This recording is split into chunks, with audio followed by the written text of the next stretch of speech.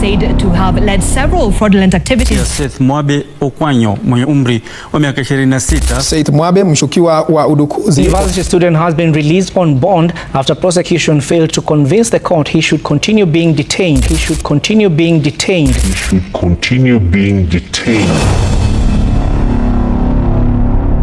August 30th, 2025. Tattoo City, a quiet neighborhood about to become the stage of Kenya's biggest cybercrime raid. Inside this modest flat, detectives believed a 26-year-old IT dropout was hiding something extraordinary. What they found shocked even the most hardened investigators. They established that the fraud was done through bypassing the payment service provider systems, security systems, and they succeeded to defraud the complainant or the company of the 11.4 million. But one click of a keyboard changed everything. Within hours, his name was everywhere, linked to the theft of 11.4 million shillings from a major betting firm. Nairobi's banking fraud unit moved fast, hunting the man suddenly branded a cyber thief. Offline, Seth was a dropout with little to his name. Online, he built another identity. His Facebook profile told a different story, a not of failure, but of ambition. A young man declaring himself a cybersecurity engineer. His post read like a manifesto: competitions won, skills sharpened, and a steady climb through the ranks of Kenya's hacking scene. To friends, it was just bragging. To investigators, it looked like preparation. Between 2018 and 2020, Seth built a reputation in Kenya's cyber scene.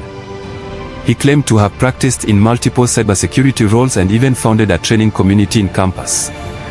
In 2019, he won a prestigious 50,000 Kenyan shillings cybersecurity challenge, earning brief recognition among tech enthusiasts. In July, authorities received reports of a payment provider losing 11.4 million Kenyan shillings to fraudulent activity. Undercover detectives from the DCA banking fraud unit traced the breach to his Tattoo City flat. Despite resisting arrest, investigators forced their way in, uncovering a fully equipped cyber lab, multiple phones, a safe, and a money counting machine. Between a security engineer. Yes, so this is what I do. This is what you do? Yes. You have done this for many years? Since 2017. The authorities accused Seth of exploiting vulnerabilities in SportPesa's payment system, facilitated through AfriSend and PesaLink channels. Investigators believe he conducted 38 fraudulent transactions, siphoning funds while disguised as a cybersecurity consultant. Yet he pleaded not guilty, claiming the transfers were accidental, tied to software testing he was conducting. So I propose a 10.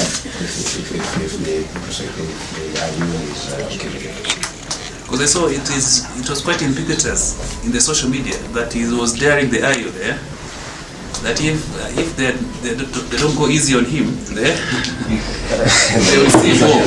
That's not him.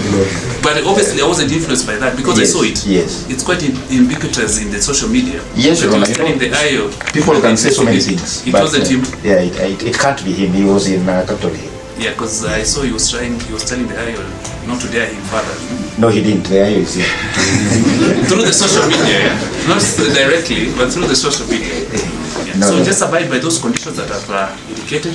So I propose we take a further mention in a month's time. On September 1st, 2025, Seth Mwabe was arraigned at Milimani Law Courts under Kenya's Computer Misuse and Cyber Crimes Act.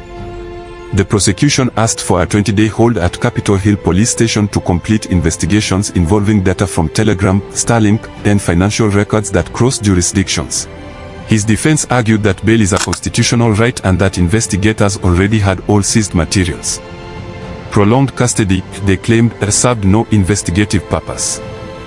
But the court denied bail, citing the gravity of the allegations and the need for continued probing.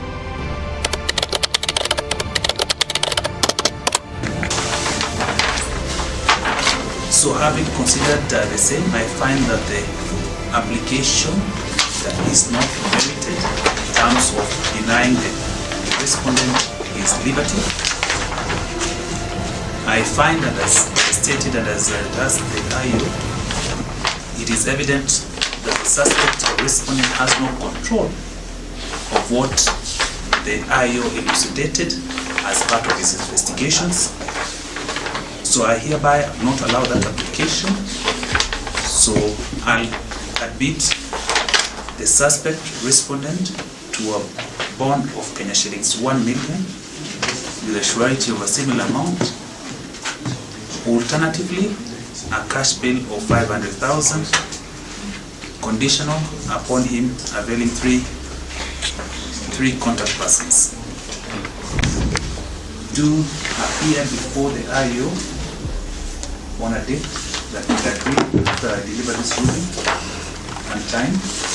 In August 2025, Seth stood accused of one of the boldest digital heists in Kenya's recent memory.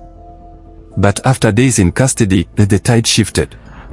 At the Milimani Law Courts, a magistrate granted him a release of 500,000 shillings cash bail, or alternatively, a bond of 1 million shillings.